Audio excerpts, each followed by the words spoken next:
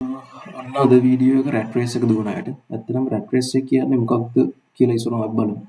Rat raise එක කියන්නේ ඔයාගේ ජීවිතේ හැමදාම ගෙවෙන්නේ එකම විදිහට නම් සහ ඔයාගේ ජීවිතේ කිසිම අලුත් දෙයක් නැත්තම් ඒකාකාරී නම් ඔයා බොහෝ දුරට රැට් රේස් එකේ දුවන කෙනෙක් වෙන්න පුළුවන්. හරිද? මේ රැට් රේස් එකේ දුවන බොහෝ කට්ටිය එයාලගේ ජීවිතේ අවදානමක් ගන්න හරි බයයි.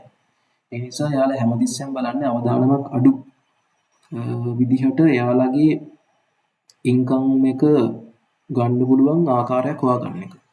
එතකොට ඒ නිසා තමයි යාලා ගොඩක් දුරට අටපහ ජොබ් එකකට යොමු වෙන්නේ. හරිද? එතකොට මේ අටපහ ජොබ් එක නිසා එයාලා ඊට පස්සේ මේ රැට් රේස් එකට වැටෙනවා. ඒ කියන්නේ එයාලා ඒකට ඇබ්බැහි වෙනවා.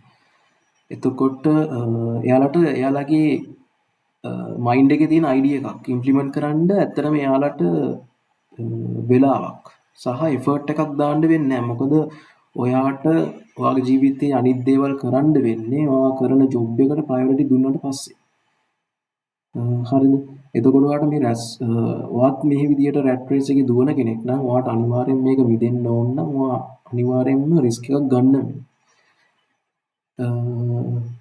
අන්න ඔහොම තමයි ඉතින් රැට් රේස් එකෙන් මිදෙන්න පුළුවන් වෙන්නේ. එතකොට ඔයාත් රැට් රේස් එකේ ඉන්න කෙනෙක් නම් ඔයාට හැමදාම ජීවිතේ මැරෙනකල් කවුරු හරි යටතේ වැඩ කරගෙන එයාගේ හීන වෙනුවෙන් ඔයාට මහන්සි වෙන්න වෙනවා. ඒ කියන්නේ ඔයාගේ එෆර්ට් එක ඔයා දීලා තියෙන්නේ වෙන කෙනෙක්ගේ හීනයක්. නැත්තම් වෙන කෙනෙක්ගේ අරමුණක් ඉටු කරගන්න තමයි ඔයාගේ මුළු ජීවිතේම ඔයා කැප කරලා තියෙන්නේ. නැතුව ඔයාගේ තියෙන ඔළුවේ මයින්ඩ් එකේ තියෙන අරමුණක් ඉටු කරගන්න නෙවෙයි ඔයාගේ මුළු ජීවිත කාලයකින් තියෙන කාලය සහ එෆර්ට් එක ඔයා යොදලා තියෙන්නේ. එතකොට ඔයාට මේ රැට් රේස් එකෙන් මිදෙන්න ඕන නම් අර කිව්වාගේ ඉස්සර මම කිව්වාගේ අනිවාර්යෙන් ඔයා රිස්ක් එකක් අරගෙන ඔයාගේ තියෙන ස්කිල් එකක් පාවිච්චි කරලා අලුත් දෙයක් අනිවාර්යෙන් පටන් ගන්න ඕන. හරිද?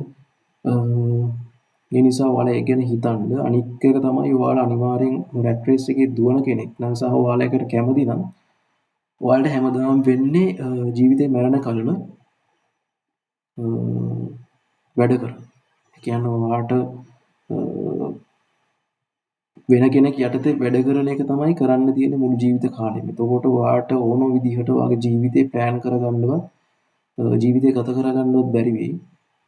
ඒ නිසා අනිවාර්යෙන් රැට් රේස් එකෙන් මිදෙන්න ඕන නම් රිස්ක් එකක් අරගෙන ඔයාගේ අයිඩියා වලට මුල් තැන් දීලා බලන්න. එතකොට අනිවාර්යෙන් ඔයාලට ඔයා හිතපු නැති තැනකට ඔයාට යන්න පුළුවන්.